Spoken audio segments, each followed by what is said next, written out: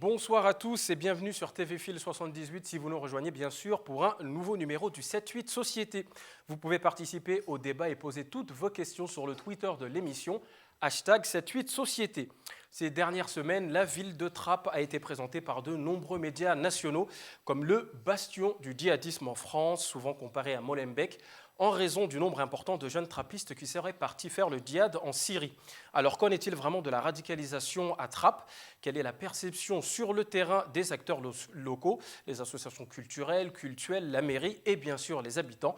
Quel regard porte-t-il sur le traitement médiatique autour de cette question? Quelles conséquences pour Trappes en termes d'image? Pour répondre à ces questions, 4 invités autour de la table. Aïcha Akafou, bonsoir. Bonsoir. Vous êtes membre du collectif Parole à cœur ouvert et président de l'association trappiste Mélassos. Dikra Saïdi, bonsoir. Bonsoir. Vous êtes blogueuse pour le Trappi Blog, donc c'est un blog où des jeunes trappistes parlent de leur ville. Bon, c'est un peu court, vous nous en direz plus tout à l'heure. Nourelia Yakin-Louise, bonsoir. Bonsoir. Vous êtes responsable du secteur improvisation théâtrale pour la compagnie Déclic Théâtre. Et enfin, il nous a rejoint à l'instant Mehdi Litim, bonsoir. Bonsoir. Vous êtes le fondateur du Trappi Blog. On aura tout à l'heure par téléphone Abdelaziz El-Jawari, donc le secrétaire général du Conseil des institutions musulmanes des Yvelines. Pour commencer ce débat, je voudrais vous demander quel est votre sentiment sur tout le battage médiatique qui a été fait autour de Trappes ces dernières semaines. Et on présente Trappes comme le bastion du djihadisme, le Molenbeek français, etc., etc. Quel est votre sentiment? Comment vous avez interprété, comment vous avez vécu toutes ces sorties sur Trappes? Aïcha Akafou, peut-être pour commencer. Pour ma part, un petit peu mal, parce que j'habite Trappes depuis 1970. Donc voilà, c'est une ville, c'est quand même notre ville.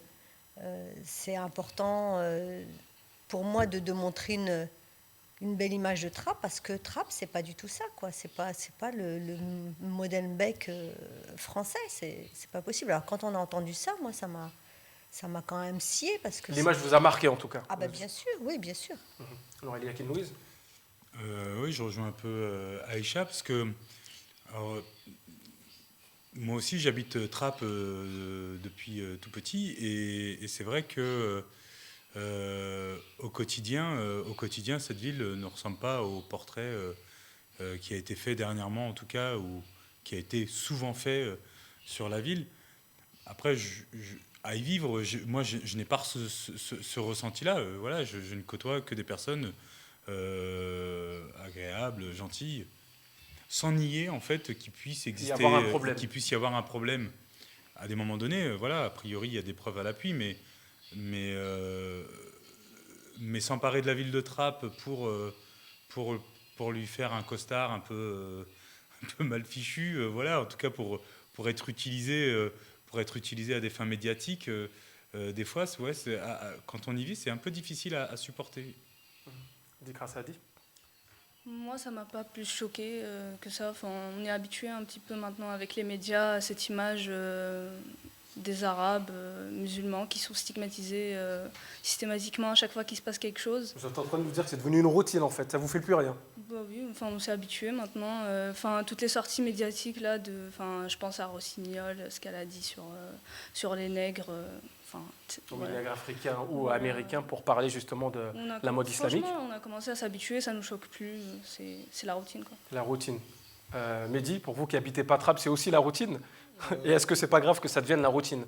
En fait, c'est sûr que c'est la routine. C'est-à-dire qu'on sait qu'à chaque fois qu'il y a un souci de ce genre-là, qu'il y a un enjeu social ou sociétal qui est soulevé par un fait divers, il va y avoir certains journalistes, pas tous, certains journalistes qui vont surfer en fait sur ces peurs, sur tous ces préjugés, et qui vont faire des associations malsaines qui va servir soit leur vente de magazines ou de journaux auprès d'un certain type de population déjà prêt à entendre ce genre de discours et ces amalgames, soit auprès d'hommes ou de femmes politiques qui estiment que ça va faciliter leur élection ou leur réélection. Donc c'est une stratégie politique qui existe depuis tout le temps. Ça n'a pas tout le temps été les mêmes populations qui ont été stigmatisées, mais le fait de stigmatiser une population ou une partie de la population, ou un type de population, quel qu'il soit, c'est quelque chose qu'on retrouve et qu'il faut combattre. Justement, on va terminer ce tour de table avec le maire de Trappes, donc Guy Malandin, qui lui également donne son sentiment sur tout ce qui a été dit sur Trappes ces derniers jours. On l'écoute. Le problème est trop sérieux pour tomber dans le n'importe quoi, la caricature, la stigmatisation d'une ville ou d'éléments, que ce soit d'ailleurs, je l'ai déjà dit plusieurs fois, la ville de Molenbeek, les assassins, on va dire ça, parce que c'est la réalité des assassins, qui se sont réfugiés là-bas. Ils auraient pu se réfugier dans la ville d'à côté, ils auraient pu se réfugier à Paris, puisque c'est à Paris qu'ils voulaient faire l'attentat, et c'est à Paris qu'ils s'étaient bien réfugiés la première fois. Et donc, les personnes qui font des assimilations comme ça, à Molenbeek, à Trappes ou une autre ville, ici c'est Trappes qui nous intéresse, c'est faux, ridicule et indécent.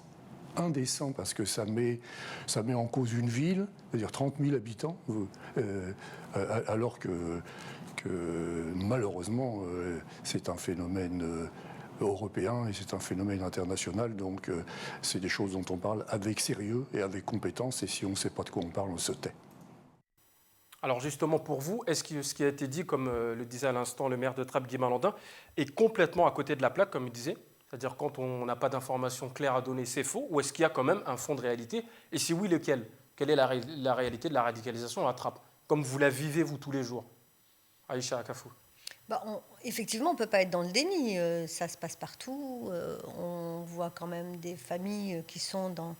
Moi, je dis dans le malheur, parce que c'est quand même un malheur que d'avoir ces enfants partis pour nulle part, parce que c'est nulle part, en fait. C'est un suicide, carrément.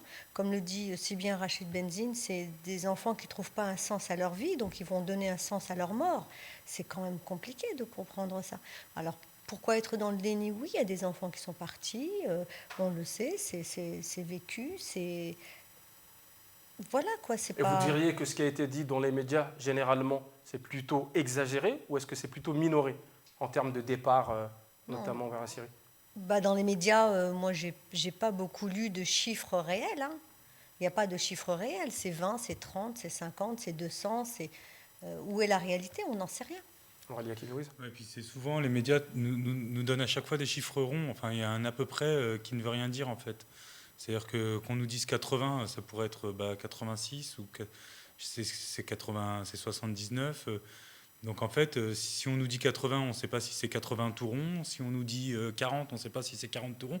Donc à partir de là, on sait que quelque part, les chiffres ne sont pas justes parce qu'il n'y a pas de... Il y a une espèce d'approximation d'un média à un autre, d'une information à l'autre, qui fait que de toute façon, personne ne peut... Enfin, personne... Peut-être certaines personnes sont bien renseignées et se gardent de le dire, mais nous, à notre niveau, pour reprendre aussi ce que vous disiez, Nouradine, on est stigmatisé et on ne sait pas à quel niveau, en plus, on se doit de réagir. On ne sait pas où se situe, à quel point le mal est profond. Justement, on va demander aussi à Guy Malandin, quand on lui a posé la question combien de trappistes sont partis en Syrie, 60, 80, écoutez sa réponse. C'est faux, complètement faux. Complètement faux. Il doit y avoir à peu près... je parle des informations dont je dispose, et pour Trappes, celles dont je dispose sont fondées, quoi, hein, voilà. Donc je n'ai pas de renseignements précis à donner sur ces choses complexes. Hein, voilà. Le chiffre qui est donné là, c'est pour le département. C'est pas pour la ville de Trappes. Et nous, non, mais moi je précise, à Trappes, c'est trop. C'est trop, mais ce qu'on a comme renseignement fondé aujourd'hui, c'est une trentaine. Voilà. Et donc, c'est pas 80. Et là aussi, on est dans le n'importe quoi pour stigmatiser, vraiment. Je suis pas content parce que je suis pas content pour ma ville. C'est déjà tellement douloureux, tellement difficile et incompréhensible, irrationnel, que c'est pas la peine de jouer les vedettes sur des affaires pareilles. Du coup, une trentaine partis en Syrie? Oui, c'est ce qu'on sait, une trentaine, mais pas d'aujourd'hui. Hein. Il y en a qui sont partis il y a 3-4 ans déjà. Hein.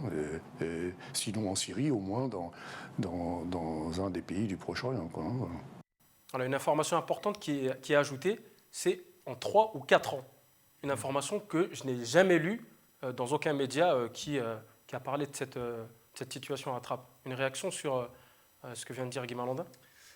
Mehdi Littim. Moi, plus sur l'association entre Molenbeek et Trappes. Bah justement, vous avez fait un article sur le Trapiblog, donc Trappes-Molenbeek, avec une comparaison que vous avez jugée hasardeuse. On la voit d'ailleurs à l'écran, cette capture d'écran sur le site Trapiblog. Alors pourquoi avoir fait un papier sur ça? Parce qu'en fait, nous, ce qu'on a voulu dénoncer, en fait, c'est ce mot qui est souvent utilisé, mais qui existe, d'amalgame. L'idée, quand on parle de Molenbeek, déjà, c'est qu'on ne sait pas de quoi on parle. Est-ce qu'on parle du territoire? C'est sûr que ce n'est pas le territoire, parce que le territoire, lui, géographiquement, il n'est pas actif.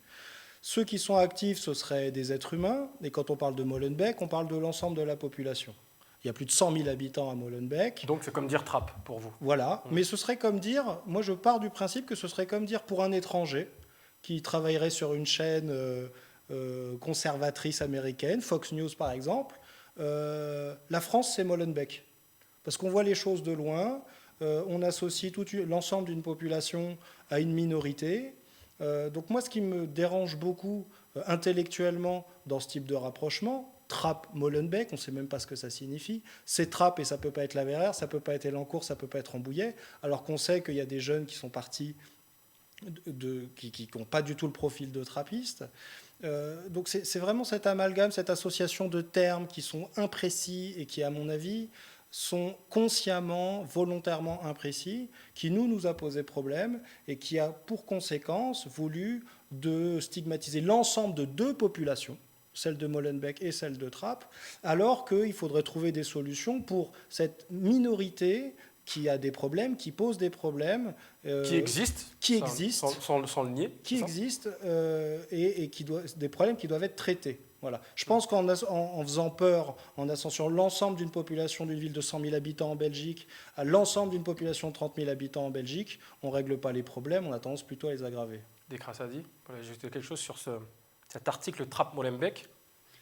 Parce que c'est ce qui vous a marqué en premier lieu quand vous avez entendu cette comparaison qui a été faite, si je ne dis pas de bêtises, par un représentant d'un syndicat de police, initialement, avant d'être reprise par le ministre de la Ville, Patrick Caner. On a l'impression de faire partie d'une population de terroristes, en fait, alors que moi, je ne le vis pas comme ça au quotidien. Quand je sors dehors, je ne vois pas des gens en Kalachnikov. Je pense que les gens qui ne vivent pas à Trappes, ils ont l'impression d'être... d'avoir dans leur pays une population dangereuse, alors que c'est une ville normale comme toutes les autres qui peut, comme toutes les villes, abriter, c'est vrai, des terroristes. On nie pas que c'est une ville où peuvent vivre des intégristes, on ne peut pas le nier, mais c'est comme toutes les villes en fait. Toutes les villes peuvent faire émerger ce genre de personnes. Et puis même les gens de Molenbeek, on a l'impression, moi quand je lis les journaux, j'ai l'impression que c'est des gens dangereux, alors que c'est une ville comme les autres, où il y a des populations comme les autres en fait. Mehdi Littim, rapidement, et ensuite Nouralia Akilou. C'était juste ce que je voulais ajouter, c'est qu'en fait on stigmatise Trappes, et les habitants Trappes, les habitants qui habitent à Trappes, mais comme l'a dit Dikra, on stigmatise aussi Molenbeek par la même occasion. Alors Nouralia Akilou, Déclictat connaît Molenbeek, puisque vous y avez joué, les juniors de Trappes, l'équipe des jeunes de Trappes qui est allée l'année dernière. Exactement. En fait, pour nous, Molenbeek, s'il y a un rapprochement à faire, c'est autour de l'improvisation théâtrale. Parce qu'en fait, il y a une riche activité et des improvisateurs qui pourraient avoir un profil, effectivement, de trappiste en Belgique, parce que la FBIA, qui est la Ligue belge, qu'on a déjà accueillie à Trappes, effectivement, a une grosse activité sur la ville de Molenbeek. Et nos juniors, effectivement, l'année dernière, ont été accueillis par les Belges à Tournai, à la frontière belge, pour une partie du championnat du monde. Et ensuite, à Molenbeek, pour y jouer le dernier match de qualification et la finale. Et c'est-à-dire que pour moi, quand j'ai entendu ce syndicat de police s'exprimer, tout de suite, ça a tilté dans ma tête et je me suis dit, non, mais c'est complètement dingue de faire ce parallèle-là sur le djihadisme, alors que quand il y a des choses positives qui sont faites à Trappes-Molenbeek, pour le coup, elles ne sont pas forcément véhiculées par tous les médias et reprises. Bon, je ne dis pas qu'il faut faire un fromage de ce match d'improvisation-là, mais quoi qu'il en soit, moi je suis sûr qu'à Molenbeek, les gens, et pour en parler très positivement, valent aussi bien que la population de Trappes. Et voilà, c'est tout ce que j'avais à dire. juste pour finir sur cet épisode-là, je ne vais pas monopoliser la parole plus longtemps, juste pour dire que ce qui est important, c'est aussi de pouvoir être notre propre média. C'est-à-dire que nous, on a la chance, par le biais de l'improvisation théâtrale, de faire en sorte que nos jeunes voyagent en France, là ils étaient en Suisse, encore une fois pour les championnats du monde, et qu'on puisse accueillir à Trappes aussi des populations qui découvrent la ville de l'intérieur. Et on a des jeunes de Rochefort qui sont venus, par exemple, de Charente-Maritime.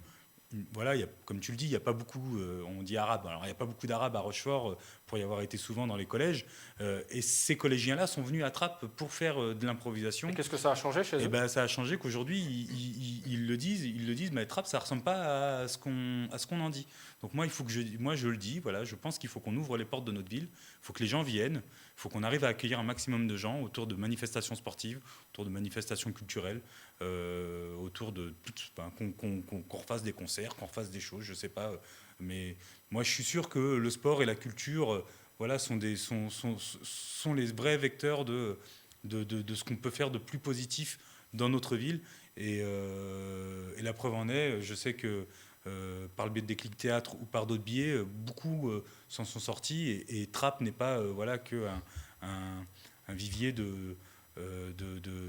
d'intégristes, mais aussi un vivier d'artistes, d'ingénieurs et de personnes qui beaucoup de choses qui ne sont pas mises en avant. Et oui, mais voilà, il faut qu'on le dise, il faut qu'on le montre, et il faut qu'on ouvre les portes de la ville pour que les gens viennent. Ça veut quand même dire, par rapport à ce que vous disiez sur ces jeunes de Rochefort qui avaient une image de Trappes, que tous les médias, en fait, tous les sujets médiatiques qui sont faits sur Trappes ont un impact sur la représentation que se font les Français hors Trappes de cette ville. Aurélie Aquina, allez-y. Je veux pas, mais moi, encore une fois, là, dans le cadre du Trophée Culture et Diversité, vous l'avez remarqué, ça, en tout cas. On l'a remarqué, et puis les gens me demandent, donc j'ai arbitré un match où il y avait des représentants de Lyon, des cités j'ai oublié le nom de cette ville, mais de la banlieue lyonnaise, de Chambéry, un peu partout en France, partout, de Lille, de Villeneuve-d'Ascq notamment, et ils me disent, mais qu'est-ce qui se passe à Trappes? Mais qu'est-ce qui vous arrive? Pour eux, on a basculé, quoi. Donc, et moi je leur dis, non, au quotidien rien n'a changé. C'est juste que c'est l'image qu'on en donne, et il faut militer vraiment. Moi, je suis horripilé quand on fait un Google de Trappes et que je vois les articles qui sortent en premier. Je me dis, c'est bien dommage. Pas très reluisant pour la ville. C'est bien dommage, c'est bien dommage.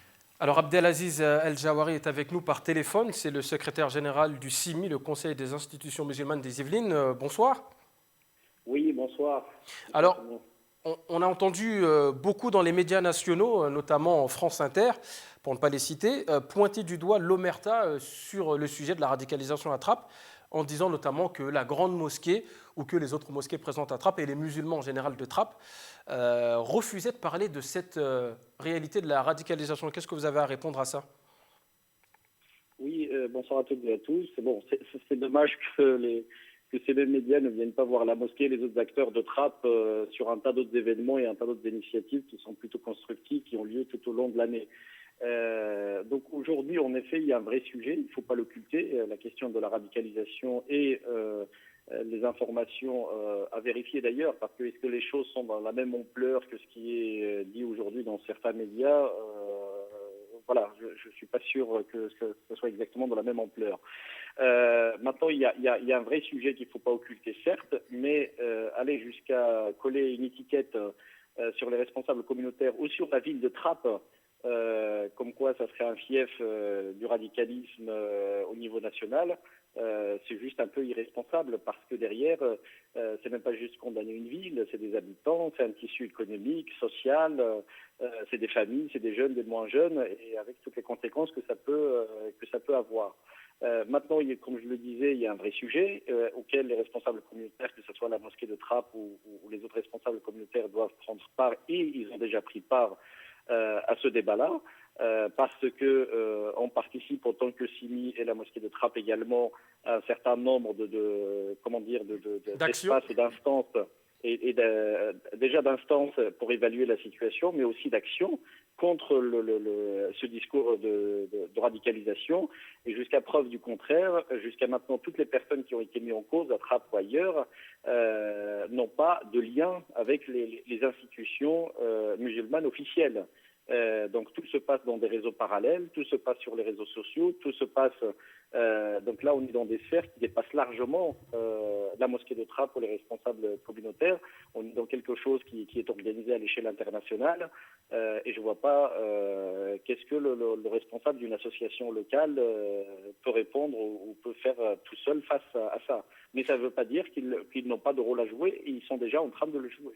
Et rapidement, pour terminer, parce que la liaison n'est pas très bonne, le CFCM, donc le Conseil du culte français musulman, a annoncé qu'ils allaient préparer un contre-discours religieux pour justement essayer de sortir les jeunes radicalisés de cette emprise religieuse. Qu'en pensez-vous ? En fait, d'un point de vue religieux, le contre-discours en question, il existe déjà. Je veux dire, religieusement parlant, il n'a jamais été question d'aller commettre des crimes ou d'aller porter atteinte à ceux qui sont différemment, pensent ou croient différemment de soi ou ne croient pas du tout. Donc c'est tout simplement remettre les points sur les i de ce point de vue-là. Et en effet, les responsables religieux, les imams, les institutions religieuses doivent rappeler tout simplement ces principes de base et ces principes fondamentaux. Maintenant, en effet, par rapport à un certain nombre d'argumentaires qui peuvent circuler sur les réseaux sociaux, justement, à destination des jeunes ou d'un certain nombre ou d'un public un peu plus fragile, en effet, il y a des actions à mener en place. Et puis, il y a...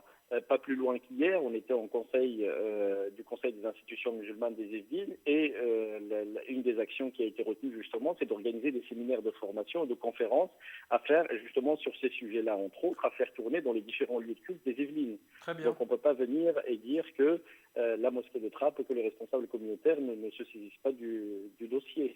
Très bien, Abdelaziz Al-Jawari, merci d'avoir été avec nous par téléphone. Merci à vous. Allez, on va terminer cette émission, Aïcha Akafou, en parlant peut-être des actions qui sont mises en place quotidiennement par les associations comme la vôtre, Mélassos, Déclic Théâtre ou d'autres encore, peut-être pour essayer de proposer autre chose à ces jeunes, choses qu'on voit assez peu médiatiquement. Justement, je veux dire, avant de faire de la répression comme on peut le faire actuellement, il faudrait peut-être faire déjà de la prévention. Comme le dit M. Al-Jawari, effectivement, on peut penser que ça soit la mosquée de Trappes, mais c'est peut-être pas la réalité, c'est sûrement pas la réalité, puisque les discours, quand même, restent... L'islam, c'est quand même quelque chose de... C'est la paix, c'est quelque chose de tranquille, quoi. C'est pas du tout la vue de l'islam qu'on en a. Et franchement, il faut faire des actions pour pouvoir que ces jeunes qui soient... au lieu que ces jeunes traînent un peu partout et reçoivent un discours qui soit... On leur propose quand même des belles choses quand on y réfléchit. C'est Alors des qu'est-ce jeunes, qui fait qu'ils n'accrochent pas, ces jeunes, à ce que vous leur proposez ? C'est des jeunes qui ne font rien, entre guillemets, de leur vie. On leur propose quand même pas mal de choses à faire. Et voilà, après, il faut aussi que les municipalités suivent, parce que les associations, comme vous le savez, n'ont pas de budget. Nous, en tout cas, à Trappes-Mélassos, on ne demande pas de subvention, parce que déjà, c'est très compliqué. Et puis, pour nous, c'est notre méthode de travail, donc on préfère faire comme ça. Ensuite, Trappes-Mélassos, c'est bien, mais on fait aussi pour les enfants, pour les mamans. Tout ça, c'est sortir les gens de ce clivage et de les rassembler. Voilà.